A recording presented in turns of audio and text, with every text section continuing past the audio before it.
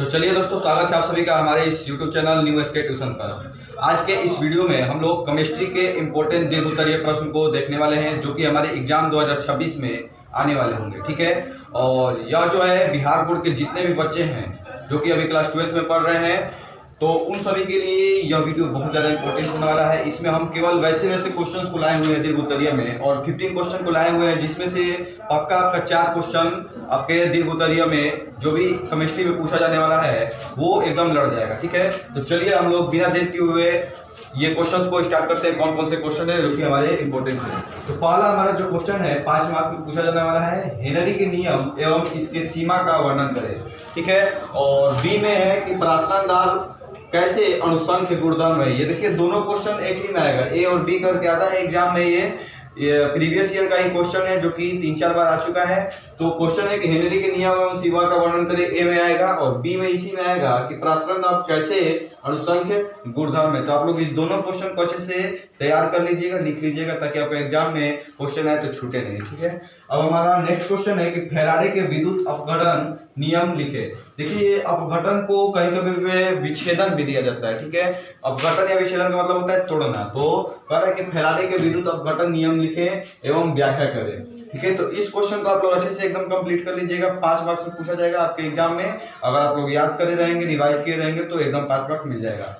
इसी में ये भी याद रखिएगा, नेनसट समीकरण कभी कभी पूछ लेता है। ज्यादा बार तो बिहार बोर्ड में नहीं पूछा गया है, लेकिन पूछ सकता है। नेनसट समीकरण क्या है, इसको भी आप लोग अच्छे से एकदम ध्यान दे दीजिएगा। ठीक है, नेक्स्ट हमारा क्वेश्चन है 3rd नंबर में कि अभिक्रिया की कोटि तथा आणविकता का परिभाषा दे। तो अभिक्रिया की कोटि का अलग से परिभाषा दे दीजिएगा, आणविकता का अलग से परिभाषा दे दीजिएगा। नेक्स्ट में क्वेश्चन करता है इसी में कि प्रथम कोटि या शून्य कोटि की अभिक्रिया क्या है, इसका व्यंजक प्राप्त करें। तो आपके एग्जाम में इसमें से कोई एक ही आएगा। हम दोनों लिख दिए हैं कि अगर कोई भी आया तो आप लोग का रिवाइज रहेगा तो लिख देंगे, एकदम कोई भी प्रॉब्लम नहीं होगा। प्रथम कोटि का भी आप लोग रिवाइज कर लीजिएगा और शून्य कोटि का भी।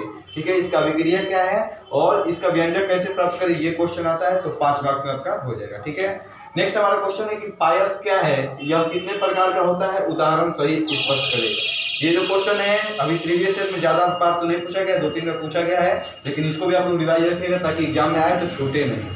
अब देखिए ये जो क्वेश्चन है, ये एक ही में हम 3 क्वेश्चन लिखे हैं, लेकिन ये बहुत ज्यादा इंपॉर्टेंट है। अगर हम बोले सबसे इंपॉर्टेंट क्वेश्चन कौन सा है तो यही है। ठीक है, क्वेश्चन करता है कि एल्यूमिनियम, लोहा या फिर कॉपर के प्रमुख अयस्कों को लिखे। ठीक है, इसके आप लोग तीनों में से किसी एक का ही एग्जाम में आएगा। ठीक है, तो आप लोग तीनों को याद कर लीजिएगा लिख के अलग अलग से, ताकि कोई भी एग्जाम में आए तो आपको छूटे नहीं। ठीक है, लोहा का भी याद कर लीजिएगा, एल्यूमिनियम का भी, कॉपर का भी प्रमुख अयस्कों, और किसी भी इससे क्वेश्चन पूछता है कि किसी एक अयस्क से निष्कर्षण की विधि को लिखे। ठीक है, तो ये दोनों ही याद कर लीजिएगा एकदम अच्छे से। नेक्स्ट हमारा क्वेश्चन है कि क्लोरोफॉर्म बनाने के प्रयोगशाला विधि का वर्णन करें। ठीक है, तो प्रयोगशाला विधि का इसका वर्णन कर दीजिएगा, 5 मार्क्स मिल जाएगा। नेक्स्ट हमारा क्वेश्चन है कि मेथनोइक अम्ल और एथेनोइक अम्ल में अंतर लिखें। ये अंतर भी आपका आएगा तो 5 मार्क्स मिल जाएगा। ठीक है, लिखने के लिए आएगा। नेक्स्ट हमारा क्वेश्चन है कि वर्नर के उप सहसंयोजक सिद्धांत को लिखें, और इसी में हमारा बी नंबर में क्वेश्चन है कि लिगैंड क्या है, उदाहरण सहित वर्गीकरण करें। लिगैंड आप लोगों ने पढ़ा होगा जरूर, और नहीं पढ़ा है तो अभी पढ़ लीजिएगा और इसके क्वेश्चन को लिखकर याद कर लीजिएगा। नेक्स्ट हमारा क्वेश्चन है कि संपर्क विधि से गंधकाल उत्पादन के सिद्धांत को समीकरण सहित उल्लेख करें। और ये कभी कभी संपर्क विधि के जगह पे लेड कक्ष विधि भी आ जाता है, तो आप लोग दोनों से इसको निकालकर याद कर लीजिएगा। ठीक है, किसको, तो गंधकाल के उत्पादन के सिद्धांत को संपर्क विधि से भी होता है और लेड कक्ष विधि से भी होता है, दोनों को याद कर लीजिएगा। नेक्स्ट हमारा क्वेश्चन है कि आयोडीन के मुख्य स्रोत क्या है, और समुद्री घास पात से आयोडीन के निष्कासन की विधि को लिखे। ये भी बहुत ज्यादा वीवीआई क्वेश्चन है, लगभग 7-8 बार हमारे प्रीवियस ईयर में पूछ चुका है। तो याद रखिएगा कि आयोडीन के मुख्य स्रोत क्या है, इसको हम लोग समुद्री घास पात से कैसे अलग कर सकते हैं। ठीक है, निष्कासन मतलब अलग होता है।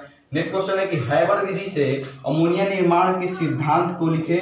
हैबर विधि से कैसे अमोनिया का निर्माण होता है इसको लिखना है। और कॉपर सल्फेट से, ठीक है, CuSO4 मतलब कॉपर सल्फेट से अभिक्रिया यह कैसे करता है अमोनिया, इसको आप लोगों को लिखना है। ठीक है, नेक्स्ट क्वेश्चन है कि लेंथेनाइड और एक्टेनाइड में अंतर स्पष्ट करें। देखिए एफ ब्लॉक का दोनों है, लेंथेनाइड और एक्टेनाइड, इसमें अंतर को स्पष्ट कर देना है, 5 नंबर मिल जाएगा आपका। नेक्स्ट क्वेश्चन है कि क्रिस्टलीय एवं अक्रिस्टलीय ठोस में क्या अंतर है। यह एक चैप्टर से ही है, लेकिन अब बहुत कम पूछा जा रहा है एक चैप्टर से क्वेश्चन हमारे 5 मार्क्स में।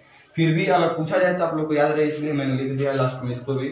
क्वेश्चन है नेक्स्ट कि प्रासरण और विसरण में अंतर लिखे, और बर्कली एवं हार्टली द्वारा प्रासरण दाब ज्ञात करने की विधि का वर्णन करें। नेक्स्ट क्वेश्चन है कि गैल्वेनिक सेल क्या है, गैल्वेनिक सेल में विद्युत ऊर्जा का स्रोत क्या है। तो ये सभी क्वेश्चन का एक बार स्क्रीनशॉट आप लोग ले लीजिएगा। आशा करते हैं कि ये सभी क्वेश्चन आपको बहुत ज़्यादा अच्छे लगे होंगे और ये सभी क्वेश्चन को उतार कर आप लोग कॉपी में एकदम याद कर लेंगे, ताकि आपका एग्जाम में अगर 5 मार्क्स में पूछा जाए तो 20 मार्क्स आपका टोटल मिल जाए केमिस्ट्री का, ठीक है। और इसी प्रकार से अगर आप लोग लघु उत्तरीय भी चाहते हैं प्रश्न को, तो हम अगले वीडियो में आपको लेकर आएंगे लघु उत्तरीय प्रश्न को, आप लोग अच्छे से याद कर लीजिएगा। आज के लिए इतना ही, चलते हैं, मिलते हैं अगले क्लास में।